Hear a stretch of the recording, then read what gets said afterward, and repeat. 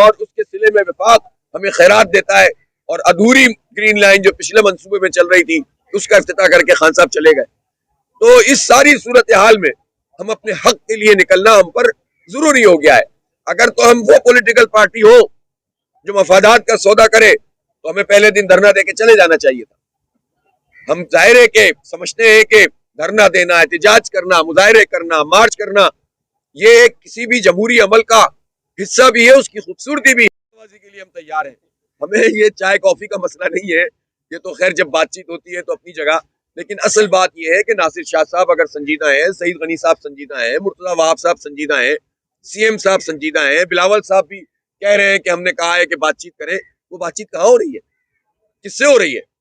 تو یہ اتنی غیر سنجیدگی کا مظاہرہ اگر ہوگا تو پھر ظاہر سی بات ہے کہ یہ بات آگے تو نہیں بڑھے گی۔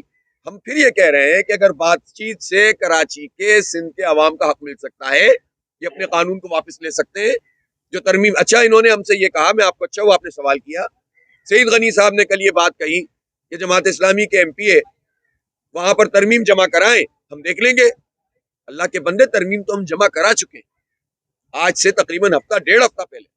وہ ساری ترمیمیں جو تجاویز ہم نے دی تھی ان تجاویز کے مطابق ساری ترمیمات بھی ہم جمع کرا چکے ہیں۔ ہم نے کوئی گھر چھوڑا نہیں ہے، تجاویز بھی دی، ترمیم بھی جمع کرائی، کورٹ میں پٹیشن بھی فائل کی، سڑک پہ دھرنا بھی دے رہے ہیں۔ تو اور کیا چاہیے ایک پولیٹیکل پارٹی، اور کیا کر سکتی ہے؟ تو کراچی کے عوام کے لیے ہم آخری حد تک جائیں گے انشاءاللہ تعالی۔ اللہ الرحمن الرحیم۔ سندھ اسمبلی کے سامنے جماعت اسلامی کے تحت کراچی کے عوام کا یہ نمائندہ دھرنا آج 5ویں روز میں داخل ہو گیا ہے۔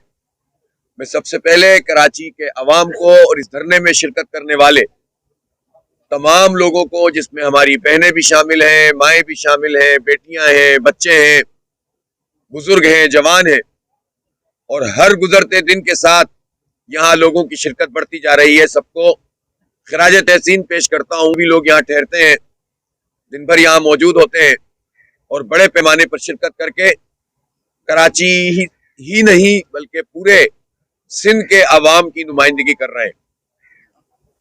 ہم سے کہا جاتا ہے کہ آپ کسی قانون کو جو اسمبلی سے پاس ہوا اس کو کالا قانون کیسے کہہ سکتے ہیں؟ ہم یہ پوچھنا چاہتے ہیں کہ کالے کو کالا ہی کہا جائے گا، گورا کیسے کہا جا سکتا ہے؟ اس کا سبب یہ ہے کہ جب آئین سے متصادم، آئین کے الفاظ اور آئین کی اسپرٹ کے خلاف قانون سازی کی جائے گی، چاہے وہ اکثریت کے ذریعے سے کر لی جائے، وہ قانونی اور آئینی نہیں ہو سکتی۔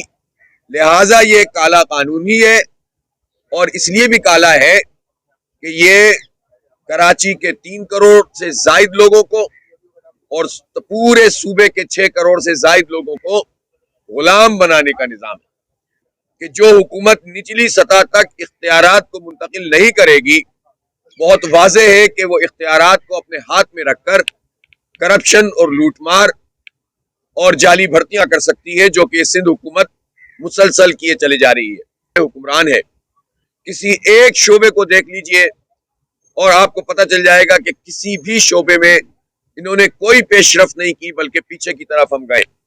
یہ شہر کراچی میگا سٹی ہے، اس جعلی مردم شماری کے مطابق بھی جو وفاقی حکومت نے نوٹیفائی کر دی ہے، جس میں ہمیں آدھا کر دیا گیا ہے، اس کے مطابق بھی ہم دنیا کا 7واں بڑا شہر ہیں۔ مجھ سے لوگ کہتے ہیں کہ آپ نے یہ بات کی کہ میٹرو ملتان، لاہور، پنڈی، پشاور میں جو چلتی ہے وہ ہمارے ٹیکسوں کے پیسوں سے ہے، تو آپ نے ایسی بات کیوں کی؟ انکم ٹیکس، صرف انکم ٹیکس ایک طرف ہوتا ہے، 42% انکم ٹیکس کراچی کے لوگوں نے ادا کیا ہے، 58% انکم ٹیکس پورے ملک کے لوگوں نے ادا کیا ہے۔ اگر آپ ایکسپورٹ کی بات کرتے ہیں، 54% ایکسپورٹ کراچی سے ہوتی ہے، باقی پورے ملک سے ہوتی ہے۔ کسی نے کہا کہ یہ جو میٹروز ہیں یہ صوبائی بجٹ سے بنی ہے، یہ صوبائی بجٹ کیسے ملتا ہے؟ NFC ایوارڈ سے صوبوں میں حصہ جاتا ہے، اور وہ جو حصہ جاتا ہے وہ ہمارے ٹیکسوں کا پیسہ ہوتا ہے۔ اور میں نے تو یہ بھی عرض کیا تھا، لوگ نہیں ہیں، ہمیں تو اس پر فخر بھی ہے اور ہمیں اس پہ خوشی بھی ہے، لیکن ہم یہ سوال پورے ملک سے کرتے ہیں کہ جب کراچی میں یہ وفاقی اور صوبائی حکومتیں ڈاکہ ڈالتی ہیں اور ان کے پارٹنر یہاں پر موجود ہوتے ہیں، تو اس پر सबको संजीदगी से आवाज उठानी चाहिए। हमारा अलमिया कराची का ये रहा है कि माजी में जो नुमाइंदगी यहाँ पर लोगों को मिलती रही है, उन्होंने इस नुमाइंदगी का सौदा किया और उसके नतीजे में कराची के लोगों को हुकूक नहीं मिले। इसलिए मैं समझता हूँ कि वो मेगा सिटी जो पूरे पाकिस्तान